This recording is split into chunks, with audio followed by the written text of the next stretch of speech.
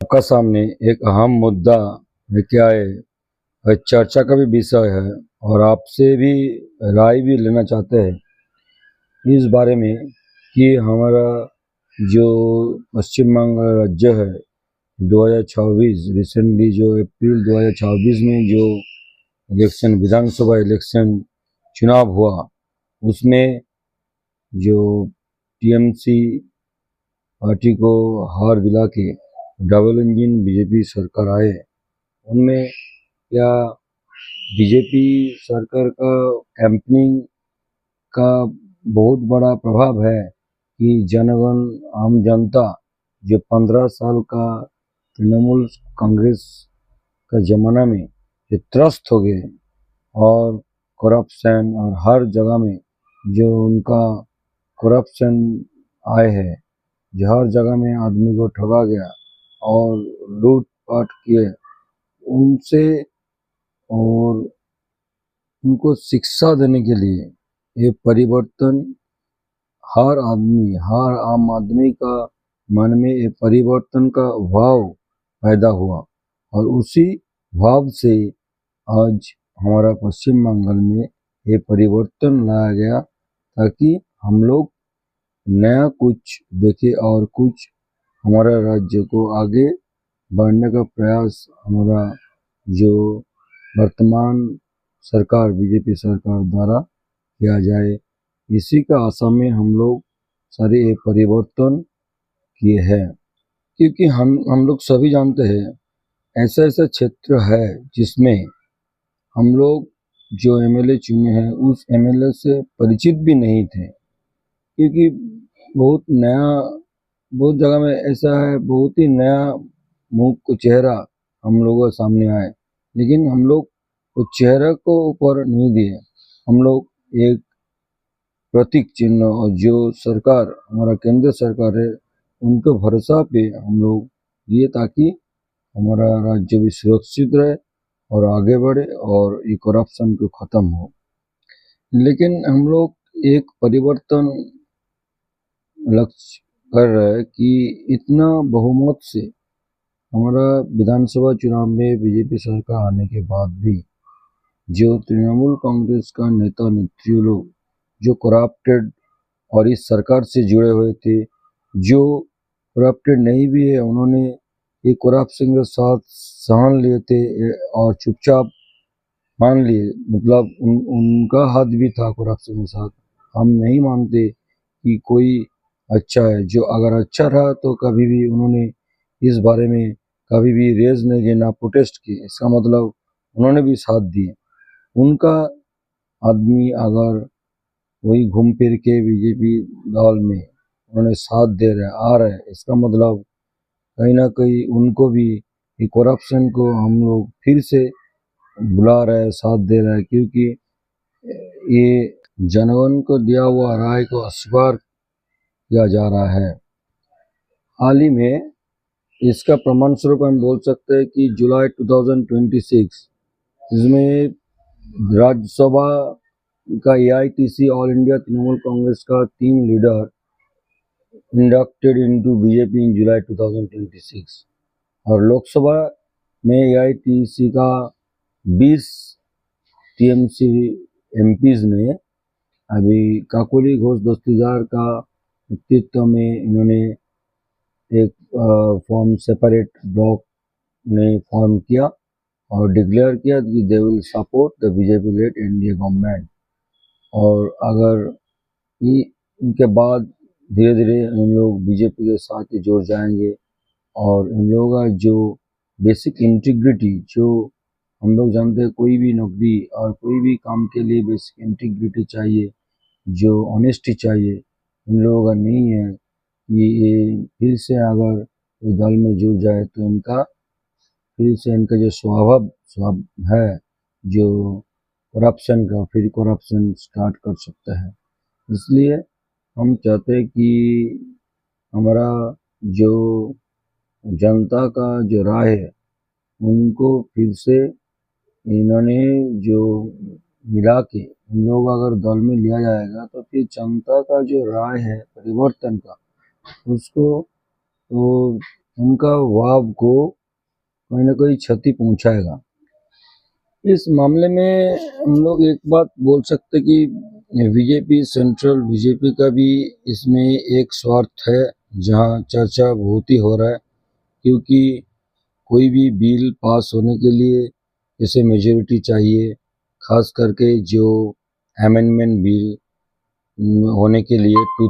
कहीं बीजेपी सरकार जो सेंट्रली उनका भी स्वार्थ जो है 2/3 मेजोरिटी पाने के लिए, जैसे लोकसभा में उनका अभी प्रेजेंट सीट उनका एग्जिस्टिंग 318 है, 543 टोटल लोकसभा के एमपीज का संख्या में उनका 240 अपना बीजेपी और अलायंस मिला के 318 है, और जैसे 2/3 मेजोरिटी के हिसाब से उनका 362 चाहिए, मतलब 44 सीट जो लोकसभा के एमपीज को और चाहिए कहीं से। तो हो सकता है कि हमारा वेस्ट बंगाल का जो एमपीज है टोटल, जिसमें AITC all India Trinamool Congress का 29 है और बीजेपी का अपना का 12 है और आईएनसी मतलब कांग्रेस का 1 है, तो कहीं ना कहीं चाह रहा है कि जो एआईटीसी का 29 जो एमपीज है उन्होंने अगर ज्वाइन कर ले तो इनका 44 होने में कुछ सुविधा होगा। और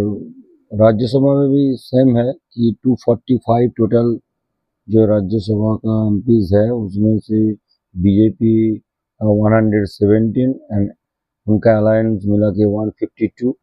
जैसे 2/3 मेजोरिटी का 164 चाहिए, तो उनका 12 अभी भी बैलेंस है, मतलब बाकी है, जिसमें वेस्ट बंगाल का ऑल इंडिया तृणमूल कांग्रेस का राज्यसभा का एमपी 10 है, बीजेपी का 5 है और सीपीआईएम का 1 है। तो इसमें राज्यसभा का जो 10 एआईटीसी तृणमूल कांग्रेस का 10 है वो बीजेपी में आ जाए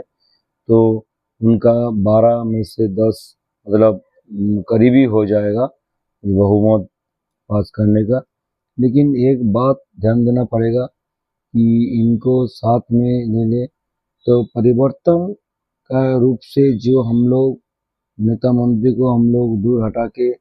अच्छे आदमी चुनने का प्रयास किए, उस भाव पे कहीं ना कहीं हम लोग व्यथित होंगे। हमारा कहना देश का जो कानून और राय कुछ भी हम परिवर्तन करेंगे, उस परिवर्तन के लिए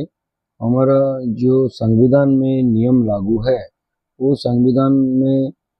जो लोकसभा राज्यसभा में कोई भी बिल अमेंडमेंट हो और जनरल बिल, उसको बहुमत से पारित होना चाहिए और चर्चा होना चाहिए, ताकि ओपोनेंट पार्टी से भी जो इनका क्या प्रभाव है, अच्छा बुरा इस चर्चा होने के बाद ही बिल होना चाहिए, ना कि हमारा अपना आदमी 2/3 मेजोरिटी अपना ब्लाइंडली सपोर्ट कर दे और उनको बिल का रूप से हमारा स्वार्थ को पाने के लिए वो बिल पास हो जाए और राष्ट्रपति के पास से उनका फॉर्मल रूप से अप्रूवल होके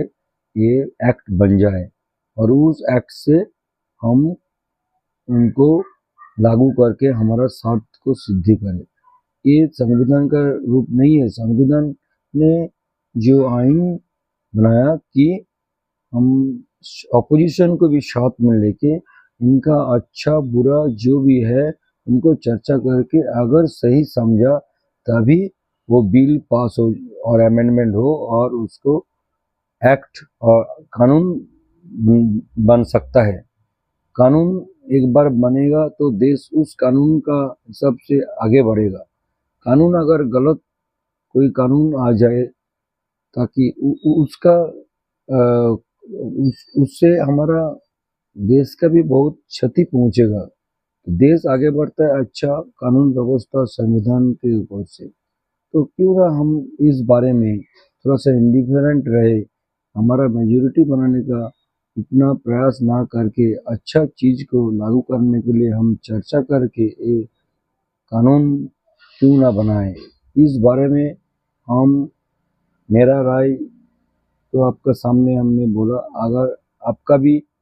आम जनता का जनार्दन होता है, ये आम जनता अगर चाहे तो इसको हम लोग बहु रूप से इसको आगे फैला सकते हैं और इस व्यवस्था को हम लोग उनका सामने ला सकते हैं ताकि हमारा संविधान सही ढंग से